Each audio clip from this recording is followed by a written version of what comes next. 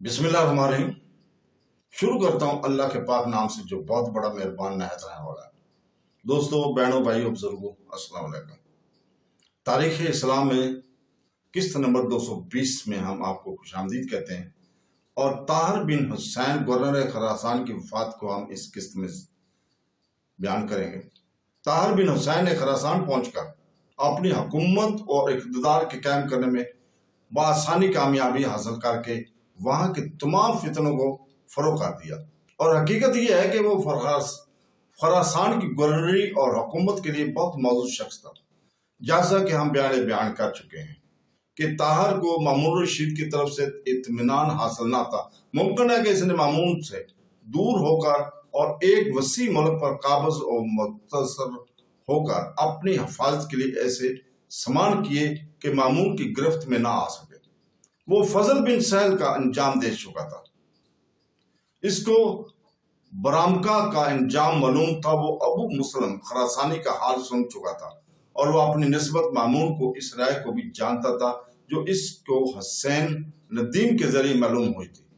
गरज सन 205 के बाद 207 में हिजरी के माह जमाती सानी में ताहिर ने जामिया मस्जिद मरो में जुमा के रोज खुतबा दिया और इस खुतबा में खलीफा मामून रशीद का नाम नहीं लिया, ना इसके लिए दुआ की। सिर्फ इस्लाह उम्मत को दुआ करके मिंबर से उतराया। कलसूम बिन साबित खरासान का पर्चा नवीस मौजूद था। इसने फौरन इस वाक़ा को इतला लिख कर मामून के पास बगदाद रवाना की। मामून ने जब इस अर्जदाश्त को पढ़ा तो अहमद बिन अबी खालिद वज़ीर आज़म को तलब करके इतला दी और हुक्म दिया कि फौरन फौज लेकर खरासान की तरफ रवाना हो, और चूंकि तुम ही ताहिर के जामन बने थे लिहाजा अब तुम ही जाकर खरासान को इसके नक्शे से बचाओ, इसके फितने से बचाओ और ताहिर को गिरफ्तार करके लाओ। अहमद बिन अबी तालिब ने सब्र खरासान के लिए तैयारी शुरू कर दी। अगले दिन बगदाद में मामून रशीद के पास दूसरा पर्चा पहुंचा। ताहिर ने हफ्ता के रोज इंतकाल किया। ताहिर का इंतकाल दफ्तन हुआ, इत्तफाकन और अचानक हुआ। जुमा के दिन ही इसको बुखार चढ़ा और शंबा के रोज जब देर तक ख्वाबगाह से बरामद न हुए तो लोग अंदर गए और देखा कि ताहिर चादर ओढ़े हुए मुर्दा पड़ा है। गालिबन इसी गुलाम ने जो मामून रशीद से रुखसत करते वक्त ताहिर को अता किया था, ताहिर की नीयत बदली हुई देखकर इसको जहर दे दिया। मामून रशीद ने ताहिर के मरने की खबर सुनकर कहा कि यानी अल्लाह ताला का शुक्र है कि इसने ताहिर को मुझसे पहले ही वफात दी। इसी के बाद मामून ने ताहिर के बेटे तला बिन ताहिर को खरासान की संद हुकूमत अता फरमाई और अहमद बिन अबी खालिद को खरासान इसलिए रवाना किया कि वो जाकर तला बिन ताहिर को अच्छी तरह खरासान पर काबज और मुतसर्रफ करे और किसी बगावत और सरकशी की इम्कान को बाकी न रहे। मामून को ये खसलत खास तौर पर काबिल तज़किरा है। वो हर एक बागी या सरकश को इसकी बदअमाली की सजा देता और कत्ल करार देने में दरेग ना किया करता था। मगर इस मुजरिम के खानदान और मुतल्लकीन को कोई नुकसान नहीं पहुंचाता, बल्कि वो ज्यादा एहसान करके अपना लेता था।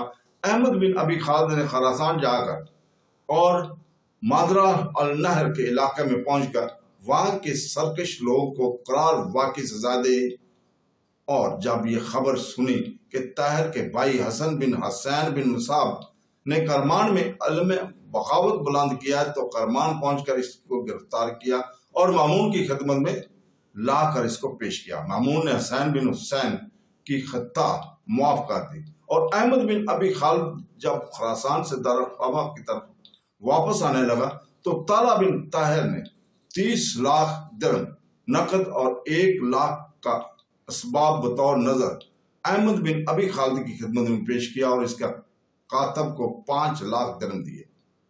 और इसी साल मामून ने इस्सा बिन यजीद जलवदी को मजूर करके दाऊद बिन मंजूर को महमजद में मामूर फरमाया और मजाफात बसरा, दजला और यमामा और बहरीन इसको हुकूमत दी।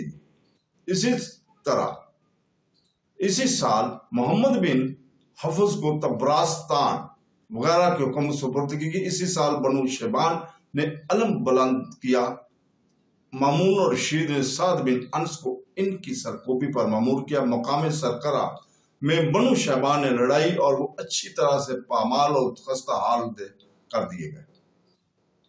इसी साल मामून और रशीद ने मोहम्मद बिन जाफर आमरी को नसर बिन शैश के पास, जिसको अब्दुल्ला बिन ताहर मुतवातर लड़ाइयों के बाद दबाता रहा और हटाता चाहता था, बतौर सफीर रवाना किया और अतात कबूल कर लेने की तरकीब दी। नसर बिन शैश ने कहा कि मैं मामून और रशीद से सुलह कर लेने पर अमाता हूं, लेकिन शर्त यह है कि मैं मामून के दरबार में हाजिर ना होऊंगा। मामून के पास वापस आकर मोहम्मद बिन जाफर ने यह शर्त नसर की तरफ से सुनाई तो इसने कसम खाई कि मैं जब तक नसर को अपने दरबार में हाजिरी के लिए मजबूर ना कर लूंगा, चैन से ना बैठूंगा। नसर ने अपने हमराहियों से, जो सब के सब अरब थे, कहा कि मामून और रशीद जो कौम जत के मेंढकों को भी अभी तक मखलूब ना कर सका, भला हम अरबों पर कहां गलबा पा सकता है। चुनांचे वो पहले से ज्यादा मुस्तैदी के साथ लड़ाई और जोर आजमाई पर मुस्तैद हो गए। तो दोस्तों, इसके साथ ही आज हम इजाजत चाहते हैं। कल तक के लिए अल्लाह हाफ़िज़।